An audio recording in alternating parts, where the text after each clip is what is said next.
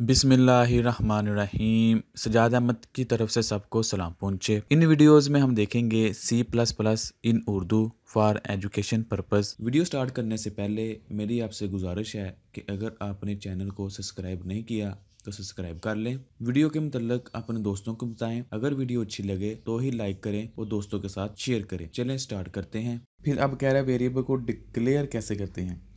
तो वेरिएबल को डिक्लेयर करने के मुख्तलिफ तरीके हैं जो इन्होंने इधर बताया हुआ है। The syntax of declaring variable is as follow. अगर हमने कोई भी वेरिएबल को डिक्लेयर करना है तो उसके लिखने का तरीका ये है कि डाटा टाइप लिखो और उसका नाम लिखो। यानी कि अगर हमने कोई भी डाटा टाइप डिफ़ाइन करना है, मसलन इंटीजर का डाटा टाइप लेना है हमने, तो हम लिखेंगे इंट INT और हो सकता है नम लिख दें NUM नंबर के लिए। तो यानी कि डाटा टाइप लिखें और आगे उसका नाम लिखें और ये सेमीकोलन डाल दें तो वो एक वेरिएबल डिक्लेयर हो जाएगा। अब मुझे बता रहा है कि डाटा टाइप क्या है और वार क्या है, अभी मैंने बता दिया है। डाटा टाइप ये बयान करेगा कि उसकी टाइप कौन सी है और वार ये क्या करेगा कि उसकी लोकेशन यानी कि refer to memory location variables. Example इसके क्या हैं। Different types of variable are declare are as follow. Int marks, float average, char grade, double salary.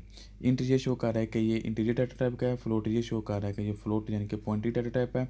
और CHAR करेक्टर चार ये शो कर रहा है कि ये करेक्टर डाटा टाइप है। और इंट मार्क्स है और फ्लोट एवरेज और क्रैक ग्रेड के लिए। In the above example int float char and double are keywords that indicate that the types कि ये सब के सब क्या कर रहे हैं कि इनकी डाटा टाइप को इंडिकेट कर रहे हैं। इंट फ्लोट चार और डबल। और मार्क्स, एवरेज, ग्रेड, सैलरी ये उनके नेम्स हैं। ये चेंज भी हो सकते हैं, हम अपनी मर्ज़ी से जो मर्ज़ी लिख सकते हैं, लेकिन ये जो टाइप्स हैं ये हम खुद डिफ़ाइन कर सकते हैं। यानी कि इनके नेम चेंज नहीं कर सकते लेकिन इनकी पॉसिबल वैल्यू हम लिख सकते हैं। यानी कि अगर हम इंट डाटा टाइप लिखना है तो इंट ही लिखना पड़ेगा, ऐसा नहीं है कि INTT लिख दें। ये कीवर्ड्स हैं जो कि प्रोग्रामिंग की दुनिया में उन्होंने बयान करके रख दिए हैं। इनको हम अपनी सहूलत के लिए जब चाहें इस्तेमाल कर सकते हैं लेकिन इनके नेम चेंज नहीं कर सकते। रूल्स फॉर डिक्लेयरिंग वेरिएबल कि कोई भी हमने वेरिएबल डिक्लेयर करना है उसके रूल्स हैं कि सबसे पहला क्या रूल है कि जो भी हमने नंबर डिफ़ाइन करना है वो इंग्लिश के लफ्ज़ से इस्तेमाल शुरू हो रहा हो या वो अंडरस्कोर से शुरू हो रहा हो। उसके बाद ये कहता है कि कोई भी अगर हमने स्पेसिफिक सिंबल इस्तेमाल करना है वो इसके अंदर अलाउ नहीं है, जिस तरह ये इन्होंने लिखा हुआ है हैश, डॉलर और ये चीज़। इसके अलावा अगर आपने कोई भी वेरिएबल डिक्लेयर करना है तो उसका फर्स्ट लेटर अल्फ़ाबेट नहीं है और अंडरस्कोर भी नहीं है तो वो रॉन्ग तस्वर किया जाएगा। फॉर एग्जांपल अगर आप ये देख सकते हैं पहला ना अंडरस्कोर है ना ही कोई करैक्टर है बल्कि एक नंबर का डिजिट्स है। तो 9 से शुरू हो रहा है जो कि मैथ का, ये रॉन्ग होगा। इसके अलावा स्पेशल सिंबल है और ये भी नहीं, और ये भी एक लफ्ज़ है मैथ का यानी कि 2, तो ये भी नहीं। यहाँ तो ABC का कोई लफ्ज़ शुरू में होगा या अंडरस्कोर होगा तो वो उसको एक्सेप्ट किया जाएगा। इसके अलावा जो भी आपने वेरिएबल का नेम डिक्लेयर करना है उसके अंदर ब्लैंक स्पेसिस अलाउ नहीं है। फॉर एग्जांपल अगर आपने लिखा है माई वार तो आपने इस तरह लिखना, यो कार ऐसे भी नहीं लिखना, ये इनवैलिड है। माई वार अगर आपने लिखना है तो MY_VAR लिखें तो ये एक्सेप्टेबल नेम होगा। अगर आपने नेम के अंदर यानी कि वेरिएबल के नेम के अंदर स्पेस डाल दिया तो वो 2 वेरिएबल कंसेप्ट होंगे जो कि इनवैलिड है। Some example of valid variable, some example of variable ये है मार्क्स, sub1_test, F_name इंटीजर। फिर वेरिएबल इनिशियलाइजेशन। वेरिएबल इनिशियलाइजेशन का क्या मतलब है कि जब हम कोई वेरिएबल बनाते हैं जिस तरह हमने पहले बनाया और बनाते साथ ही उसको कोई ना कोई वैल्यू भी दे दें। पहले तो हमने लिखा था इंट नंबर इस तरह, तो वो एक वेरिएबल बन गया, उसके अंदर कोई वैल्यू नहीं है, अभी सिर्फ वो क्रिएट किया गया खाली ब्लैंक डिब्बा। तो उसके अंदर अगर कोई वैल्यू हम रखते हैं तो वो कहलाएगा initialization. The process of assigning a value to a variable at the time of declaration is known as the variable initialization. कि जब भी हम कोई वेरिएबल डिक्लेयर करते हैं उसी वक्त अगर कोई उसकी वैल्यू दे दी जाए तो वो कहलाएगा वेरिएबल इनिशियलाइजेशन। सिंटैक्स इसका क्या है कि डाटा टाइप आपने वैसे लिखनी है और उसका नाम लिखना है। ये चीज़ न्यू है कि बराबर का निशान लगा के वैल्यू जो होंगी वो उसको साइन कर दी जाएंगी। तो इस तरह क्या होगा, data type var is equal to value, तो इसमें क्या होगा int num is equal to 5। तो इस तरह कोई भी वैल्यू आप उसी वक्त उसको साइन कर सकते हैं। ये उसकी एग्जांपल देख सकते हैं। Int n is equal to 100 का मतलब ये है कि इंटीजर टाइप का डाटा टाइप है जिसका नाम n है और उसके अंदर वैल्यू 100 है। इस तरह int x is equal to 50 का मतलब ये है कि इंटीजर डाटा टाइप है और x नाम है उसके अंदर वैल्यू 50 है। y इज इक्वल टू 75, इसका मतलब यह है कि 75 जो वैल्यू है वो इंट डाटा टाइप की है। और वो वाई के अंदर है। अगर हमने सिर्फ डाटा टाइप बतानी हो एक दफ़ा और इसी टाइप के आगे डिक्लेयर करने हो तो इसके लिए हमारे पास ये सूरत मौजूद है कि हम इसको एक दफ़ा लिख दें और इसी टाइप के इसी लाइन के अंदर जितने भी वेरिएबल आएंगे वो इसी टाइप के आएंगे। यानी कि अगर हमने 50 टाइप के डाटा टाइप एक सेम डाटा टाइप के वेरिएबल डिक्लेयर करने हैं, बजाय कि इसके हम 50 दफ़ा int int int int int लिखते रहें, उससे बेहतर है कि आप एक दफ़ा इंट लिखें और उसके आगे ये कॉमा लगा के बताते जाएं कि ये इंट डाटा टाइप है एक्स वाई जेड। यानी कि पहले ये पता चल जाएगा कि ये इंट है, आगे जितने भी आते जाएंगे वो उसको पिक करता जाएगा कि ये भी इंट है, ये भी इंट है, ये भी इंट है, ये भी इंट है। फ्लोट डाटा टाइप जिसके अंदर शारियत है, और करेक्टर डाटा टाइप में क्या है जिसके अंदर सिर्फ एक करेक्टर आ सकता है।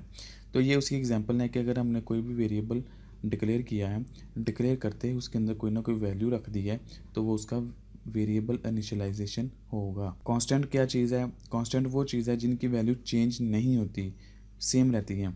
फॉर एग्जांपल अगर मैं 19 की बात करूं, आप ये देखें इंट एज इक्वल टू 19, तो ये कांस्टेंट है, 19 19 ही रहेगा, कभी चेंज नहीं होगा। तो ऐसी वैल्यू जिनकी वैल्यू चेंज हो जाती है, जैसा कि हमने वेरिएबल में देखा, वो कहलाता है वेरिएबल, और जिनकी वैल्यू चेंज नहीं होती वो कहलाते हैं कांस्टेंट। उसके अंदर वो तो टाइप आ जाती है, इंट कांस्टेंट है और फ्लोट कांस्टेंट है, करेक्टर कांस्टेंट है, स्ट्रिंग कांस्टेंट है।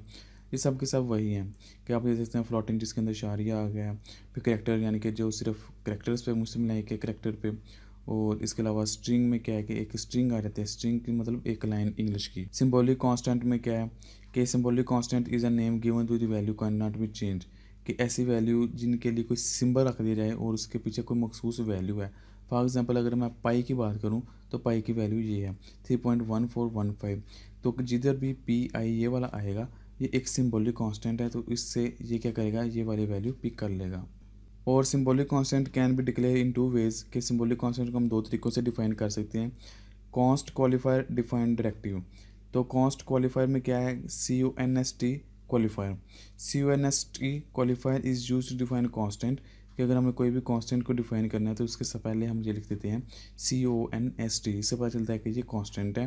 The constant is declare by specifying it's name and data type, तो ये क्या करते हैं, उसको हम डिक्लेयर कर सकते हैं उसकी डाटा टाइप बता के और उसकी नेम बता के। The constant must be initialized with the same values, कि उसको कुछ ना कुछ वैल्यू के ज़रिए हम इनिशियलाइज कर देंगे। यानी कि वो कह रहा है कि अगर हम नॉर्मली कोई वेरिएबल डिक्लेयर करते हैं या कांस्टेंट डिक्लेयर करते हैं तो उसके अंदर भी वैल्यू हम इनिशियलाइज कर देते हैं, क्योंकि उसका मतलब ये है कि वैल्यू चेंज नहीं होनी तो हम उसी वक्त उसको वैल्यू दे देते हैं। यही चीज़ उन्होंने बताइए कि const must be initialized with some value, the initialized value can not be change during program execution, तो जो इनिशियलाइज्ड हो गया है तो उसको हम प्रोग्राम एग्जीक्यूशन के दरमियान चेंज नहीं कर सकते, जो भी उसके अंदर वैल्यू आ गई है वो ही रहेगी। फॉर एग्जांपल आप ये देख सकते हैं const int n equal to 100, तो इसका मतलब क्या है कि ये n की वैल्यू हमेशा हमेशा जो है वो 100 ही रहेगी, ये चेंज नहीं होगी। इसी तरह सिंबॉलिक कांस्टेंट के लिए भी उन्होंने एक एग्जांपल दी है कि ये include iostream include conio dot h, ये तो आपने मस्ट लिखना है। आई स्ट्रीम इनपुट आउटपुट के लिए, कोन्यू है वो गेट करेक्टर के लिए, और गेट CH यानी कि करेक्टर हासिल करने के लिए, क्रिएट स्क्रीन के लिए। तो खैर इसको हम स्टार्ट करते हैं वाइड मेन। कॉस्ट का लफ्ज़ हमने लिखा और फ्लोट डाटा टाइप लिखी पाई, पाई का जो कि एक कांस्टेंट वैल्यू है उसकी ये वैल्यू है। फ्लोट एक और लिया हमने फ्लोट डाटा टाइप आर और सर्कमस्टेंस।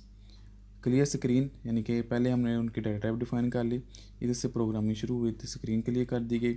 सी आउट में क्या है, एंटर रेडियस इन सेंटीमीटर्स, के आप रेडियस जो है वो सेंटीमीटर में एंटर करें। तो सी इन का फंक्शन जो होता है वो किसी भी यूज़र से इनपुट लेने के लिए होता है, वो इनपुट आएगी आर के अंदर। सर्कल यानी कि जो हमने ये वाला सर्कमस्टेंस के लिए जो भी रखा है वेरिएबल, वो क्या होगा 2πr। दायरे का सर्कमस्टेंस मालूम करना हो तो उसका फार्मूला 2πr, तो हमारे पास आर की वैल्यू मस्ट होनी चाहिए। तो आर की वैल्यू कहाँ से आएगी, जो इधर से यूज़र एंटर करेगा वो आर को मिल जाएगी। तो सी आउट क्या हो जाएगा, सर्कमस्टेंस ये चीज़ ऐसी आउटपुट शो हो जाएगी, और सर्कम का जो वैल्यू इधर आएगी 2 × पाई × आर, जो भी वैल्यू इधर आएगी वो कैलकुलेशन होके इधर होगी और इसको यहाँ आउटपुट शो कर देगा। तो आप ये देख सकते हैं एंटर रेडियस इन सेंटीमीटर्स, यानी कि जो हमने इधर लिखा था वो ऐसे ही आ गया, एंटर रेडियस इन सेंटीमीटर। तो जो नीचे आउटपुट है वो सर्कमस्टेंस इक्वल टू 25.128। दूसरी तरफ जो हमने कांस्टेंट को डिफाइन करना है वो डिफाइन डायरेक्टिव्स के जरिए। इसके लिखने का तरीका ये है कि हम इससे पहले हैश का निशान लगा देते हैं। हैश डिफाइन आइडेंटिफायर वैल्यू, यानी कि यहाँ उसकी वैल्यू आएगी, आइडेंटिफायर और डिफाइन। सबसे पहले बता रहा है कि हैश क्या करता है, it indicate the start of pre processed active, के प्रोसेस स्टार्ट होने से पहले ये चेक करेगा कि ये अवेलेबल है। फिर डिफाइन का it is use to define a constant, इनके हमने कांस्टेंट को जैसे पहले डिफाइन किया था इसी तरह डिफाइन करेगा कि ये कांस्ट वैल्यू है। आइडेंटिफायर क्या है, it is name of the const, तो जो भी कांस्ट होगा उसका नेम आएगा और वैल्यू क्या होगी, इधर वहाँ वैल्यू आएगी। इसका सिंटेक्स आप देख सकते हैं, हैश डिफाइन पाई 3.1418, इनके ये शो करता है हैश डिफाइन के कोई कांस्टेंट है और वो सिंबॉलिक कांस्टेंट क्या है पाई और उसकी वैल्यू ये है। और ये आप इसका छोटा सा प्रोग्राम है जो कि देख सकते हैं।